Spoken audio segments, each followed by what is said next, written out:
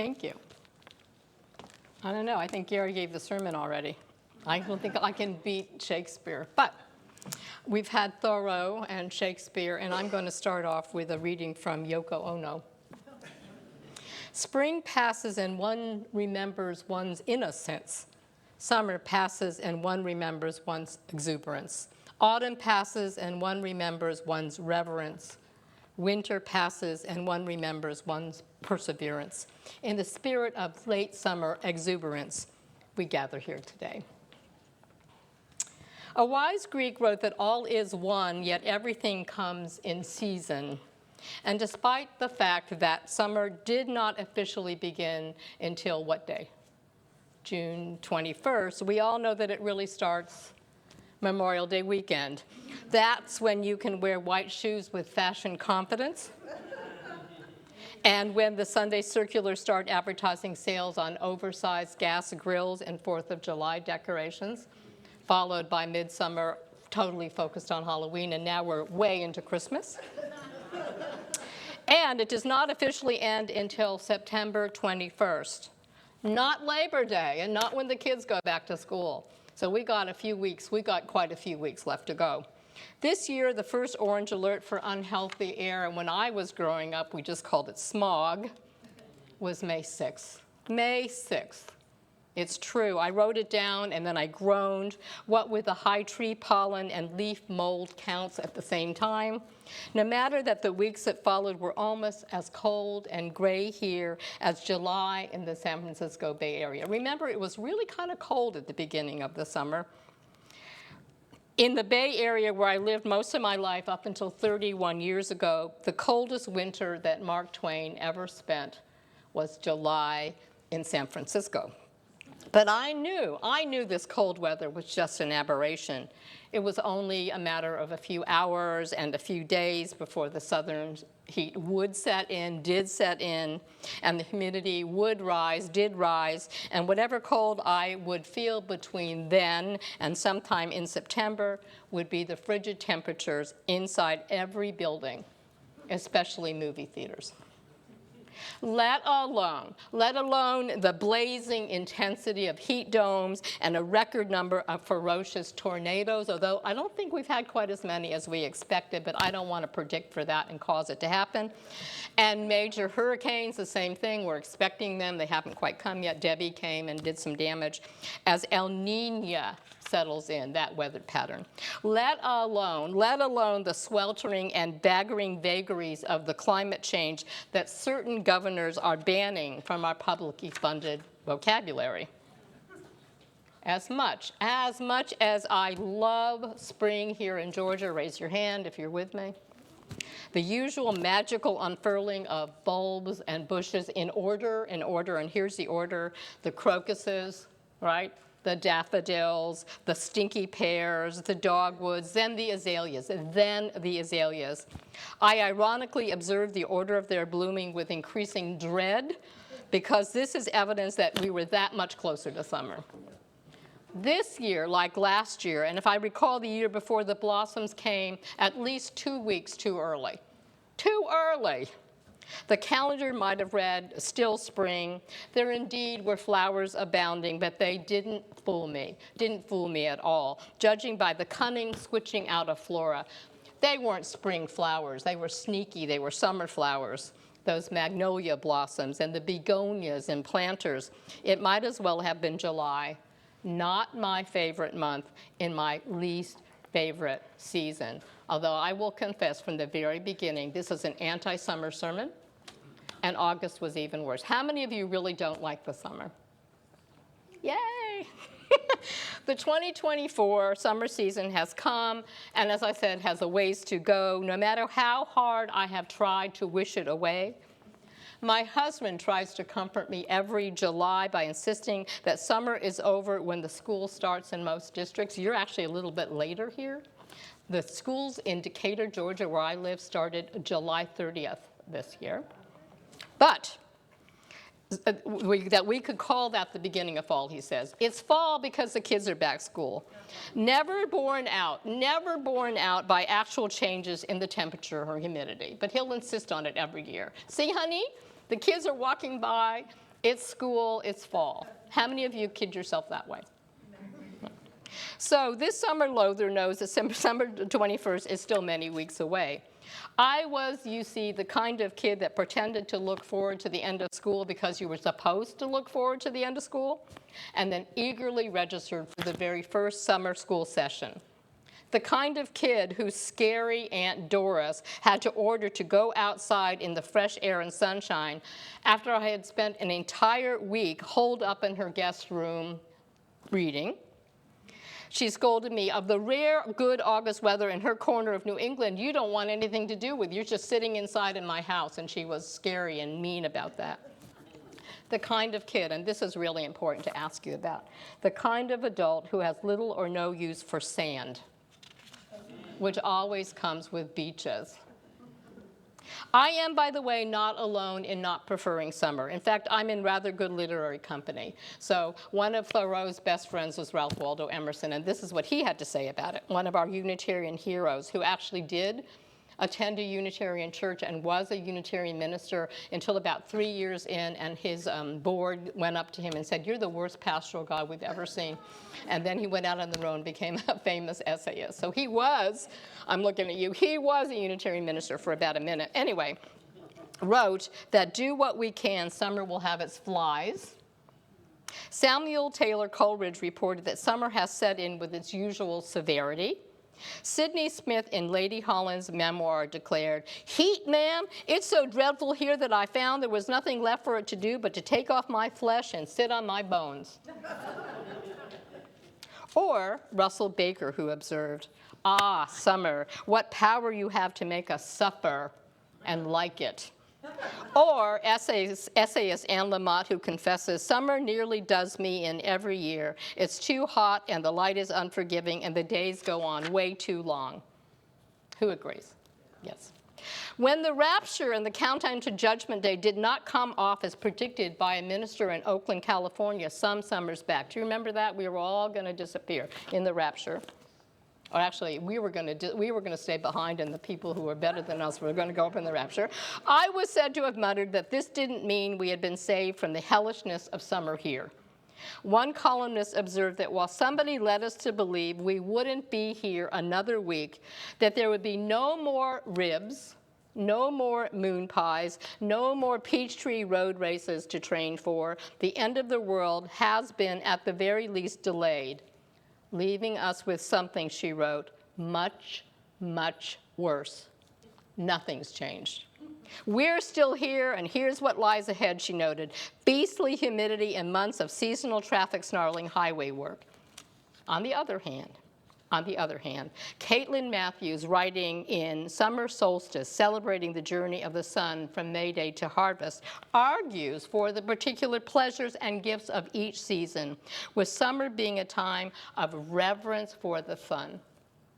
Summer being a time where we revere the sun, not the blonde bikini sun worshipers of modern Madison Avenue or even TikTok creation. It's my goal to put TikTok in every sermon. But the ancient tradition of giving thanks for the season of maximum daylight that warms and promotes growth. From the beginning of recorded history, the sun has symbolized glory, power, and brilliance. In all the formerly recorded mythologies and spiritualities of the world, the sun is portrayed as a god or a goddess. In Egypt and Greece and Rome, even Christianity, in the earliest years of Christianity, with some descriptions of Christ as the sun driving his chariot across the sky. I didn't know that they actually equated him with Greek gods. For our ancestors, we are told, the comings and goings of the sun were a constant sacred reminder of the cycle of life itself, the triumph of light over dark, life over death, with festivals of the sun being celebrated in Eastern religious traditions and at celestial temples, such as Angkor Wat in Cambodia, in Hindu culture, where nearly all of the major Hindu deities are associated with the sun.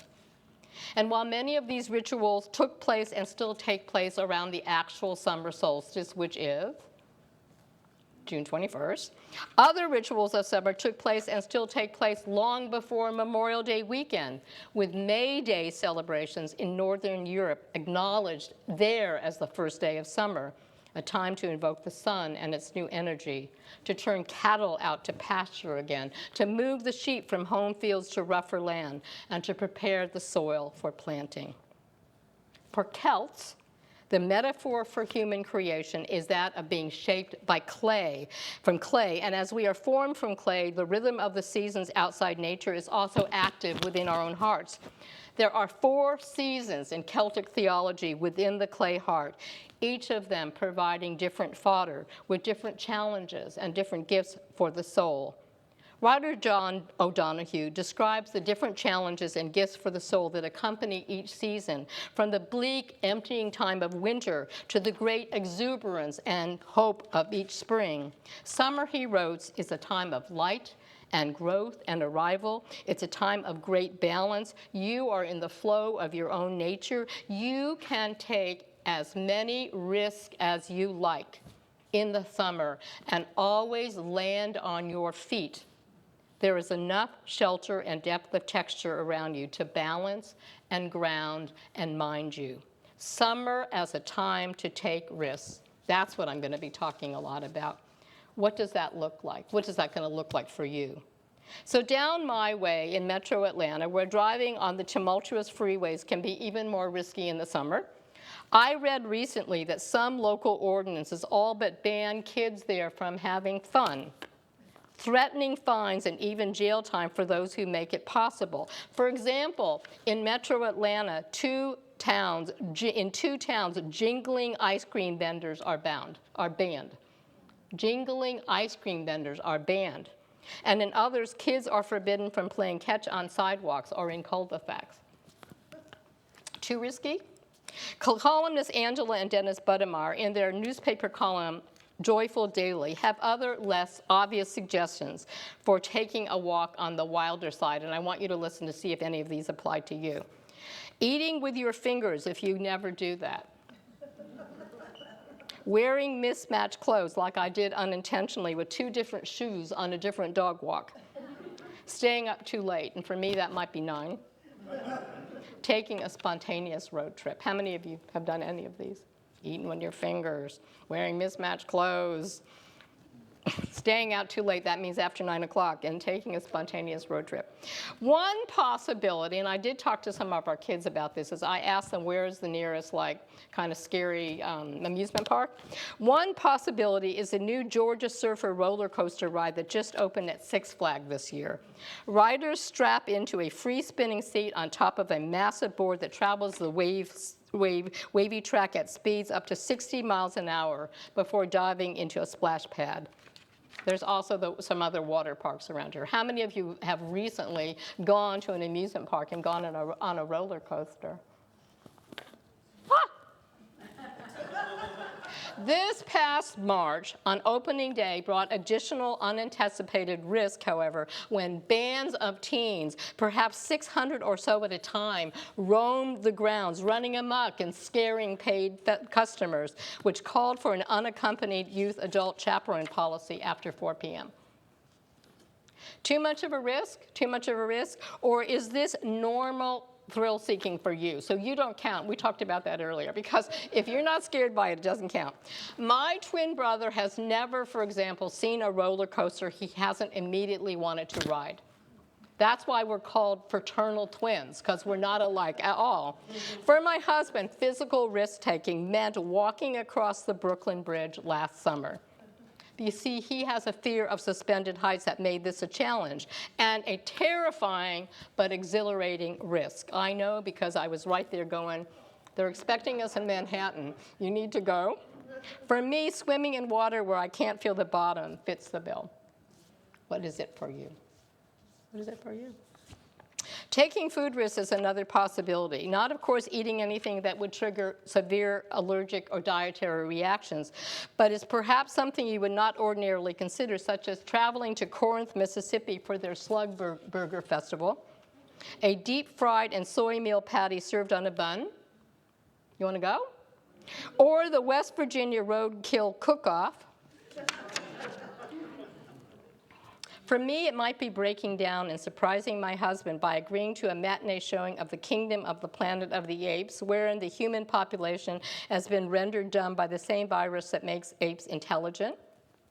Or Long Legs, the front runner for the scariest movie of the summer. Or Wolverine and Deadpool. Yeah. Which has sold $1 billion worth of tickets worldwide in its first few weeks. How many of you are planning to go? I might try.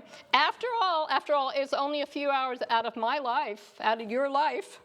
I'm just saying. Oh, so I did take a huge risk, and it's a real risk for me to tell you in this Unitarian Universalist congregation. So should I do it? Yeah. So I have never watched a Star Trek movie. Okay? So I watched Star Trek 4 with my husband a few weeks ago. And that's not the scariest part. I hated it. I know.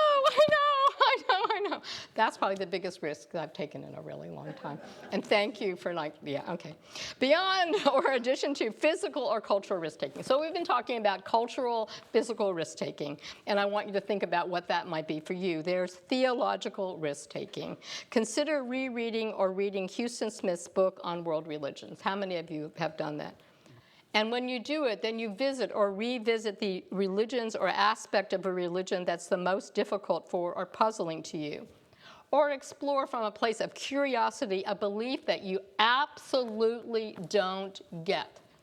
Now, we talk about being Unitarian Universalists that respect all beliefs, and I know we all have ones that we don't possibly respect. For me, it might be picking up a book on past lives, or the notion of a real heaven, or at least skimming through one of the host of new books, fiction and nonfiction, on the devil, including a brand new one that describes the history of domestic exorcism and the history of sacrifice in the name of the devil, a petrifying read, according to one reviewer. Or my husband's most recent airplane read, a glossy magazine about secrets of the supernatural, with an article about the 20 most haunted places in America. What would it be for you? What belief have you not actually delved into and considered? That's a spiritual risk. And then there's spiritual risk-taking in the summer season for the sake of balance, just deliberately switching out one form of spiritual practice for getting whole and connected for another. Reverend Peter Tufts Richardson, who is a colleague of mine, a UU minister, developed what has been lauded as an ingenious way of using a combination of Jungian psychology and personality types to delineate 4 types of spiritual journeys, in some ways parallel to the 4 seasons. What he has called the 4 ways: meditation, intellect, devotion or love, and works. His theory is that we can use our Myers-Briggs personality types. How many of you know your Myers-Briggs personality type? Or haven't looked at it for a while. But you kind of know who you are. You know, you have a basic personality type. His theory is that you can use these personality types to sort for 4 native spiritualities. The journey of unity. You want everything to kind of be together and line up. The journey of devotion. The journey of harmony, and the journey of works. While we begin with a strong and basic or native spiritual preference and practice that attach to them, he is convinced that each one of us can develop, and what I really liked his way of saying it, is a considerable spiritual poise. We can develop spiritual poise and equilibrium coming from the place of creative understanding of the 3 other spiritualities that are not primarily our own, moving around a circle, like a mandala, like the seasons of the year. The summer season, then, might be the best time, as we are supported and grounded, to deliberately try out opposite practices, to take a spiritual risk. For me, whose native comfortable spirituality is a journey of unity, then sitting out on that bench would be what I want to do all the time. I want to sit in silence on a bench and put myself together. For others, it might be something else. For me, if I want to balance it, I should probably try hands-on direct experiences. Music, dancing, exultant singing, even the swinging of incense would be a risk and an enrichment. Perhaps I should try washing feet. Perhaps I should try serving soup. You know what I'm saying? You try to find something very different from what you usually practice. For some whose primary practice is doing, is action, is works, whether swimming laps or walking meditation or protesting injustice, then you might need a quieter, reflective time of silence, yoga or devotional reading. That would be the summer risk we would be encouraged to take if our usual thing isn't as doing things, is stop doing things and be more in the present and be things. Or those of us whose usual journey is seeking harmony. How many of you would say what you really want is harmony in your life? We might deliberately try to find and really experience places of discordance, which is not hard to do these days. It's not hard to live in a discordant world. It's much easier to think that we have harmony in our life than to actually live it. Well, so what I would recommend, in addition to seeking out times of discordance, is to plant a chaos garden. A chaos garden, randomly sprinkling leftover seeds and mixing annuals and perennials and fruits and vegetables and being curious about what sprouts. So guess what? I tried doing it, and what happened? Nothing. Take this season as it is given us, hot and humid and indolent and fertile, lushness everywhere and a depth of texture. Take it as a time of light and growth and renewal in the cycle of life. Take it as a time of taking risks. Happy rest of the summer to you. Thank you.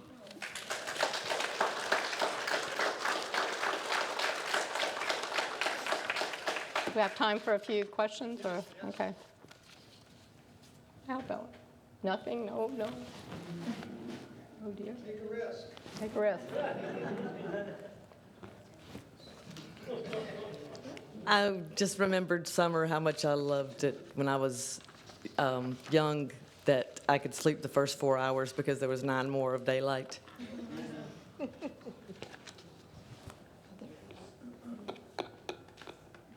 Yeah. So I always loved summer. My birthday is June 21st. Oh, okay. And I always thought I was the luckiest person alive because I thought the day was actually the longest day, so I had the longest birthday.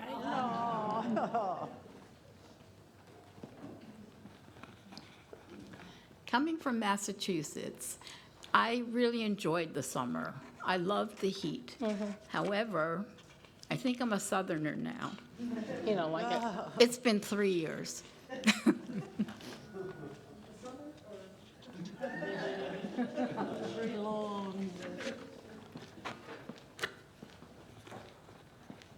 I've got a thought that might be a little on the heavier side, and it goes to lighting the chalice for concerns you don't want to wish or share in public. And so when you're in that season of loss or struggle or just general hardship, summer can feel particularly cruel. And I was just wondering if you came across anything like that in your readings for this talk about how to balance those two things. I didn't, but it's a really good point. I am curious, just to challenge you, do any of you, it's hard, I know, to not have your Myers-Briggs score in front of you, and it seems a little, when I was reading, it was like, this feels a little heady, but it's just doing the opposite. That's what, doing the opposite, taking it, what I'm saying is you can take these obvious, like go on a roller coaster risk. And then there is the risk of like really looking at another belief and not saying that conceptually we believe that people can have all the beliefs they want when we actually never challenge ourselves or each other. And then there's that other part of like taking a risk, doing a kind of practice that doesn't feel real comfortable. I was wondering if anything came up for any of you that would be sort of an example for your own life in that. Okay. You talk about risk-taking, and I know there are a lot of people who can't just plunge in. Are there a series of steps you feel that you could recommend to get a person to the point of taking a risk? I think if you're talking about what O'Donohue talks about, really it's the spirituality of summer, he's saying that there might be a time in our life when we can take the risk to take a risk. You know, that sort of that notion of plunging in. I mean, I can't imagine going on a roller coaster, and I can't imagine the steps that I could take to talk myself into it. But I imagine it just saying, okay, I'm going to do it. I watched my husband really struggle actually crossing a bridge. I made light of it, but we had been in Vancouver a few years ago, and he wouldn't do it. We were supposed to go somewhere over the bridge, and he couldn't. So this time, he just had to do it. But I was behind him, so there you go. To get some support from somebody else might be it. To get support for your risk taking. Yeah. I love summer. Having been frostbit, I love summer. There's nothing like it. Our UU Bike Club goes out on summer mornings and rides the hills in the forest, and you can smell the summer smells that come from the woods. You can feel the change from the morning sun to the afternoon sun. Right. It's glorious. And every ride has its risk. Talking from a person who broke his face on a fall. Oh my goodness. So, summer is just glorious to me. It's, I feel I'm a summer boy. I do not have air conditioning in my car. Oh, bless your heart. Bless your heart. We know what that means.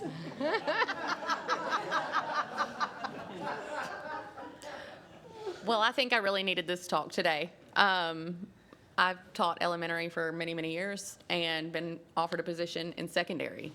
That's completely new to me. 12th grade, English, you know, coming from teaching math and elementary and science. So I really needed this talk because it's take that risk.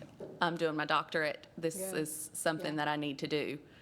So thank you. Wonderful. And I'm a fall girl. I don't like summer. Yeah, I'm a fall girl. I mean, and the thing about spring here in Georgia, the first year it just felt glorious, and then I didn't realize what was going to happen right afterwards. For me, the fall, I mean, the winters just aren't that bad here. So for me, like, I can really go, oh, it's fall, and you can stay on for a while. But like the spring is just terrifying. Yeah, I was just thinking about what a different summer is for me now than it was when I was first growing up in South Carolina as a kid.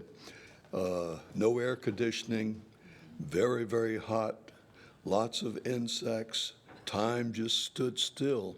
And I thought that if I could somehow go back to that time, I could probably live forever because it just didn't move, nothing moved. Right. And I like summers now because I've got air conditioning, but it's a different world, actually, as a result of that. Right. I think taking risks have enriched my life tremendously. I've changed careers, not just jobs, but careers about 5 times. And each time, you know, a week or 2 into the change, I'm thinking, what have I done? But given a little longer to acclimate, they were wonderful moves. I think every career change I've done was great for me at the time. Personally, we've been shark diving, skydiving, and those things are risks. But you know, I think risks are kind of taking risks are somewhat addictive. They can be so stimulative that when you aren't taking a risk, it may seem a bit boring. But I've enjoyed it. It's been fun going for the ride. So maybe that's also the point about my brother David. You know, maybe he's so addicted to taking risks that that's really not risk taking. Risk taking would be for him not to take any risks, is what I'm hearing. Yeah. Mm-hmm. Well, thank you.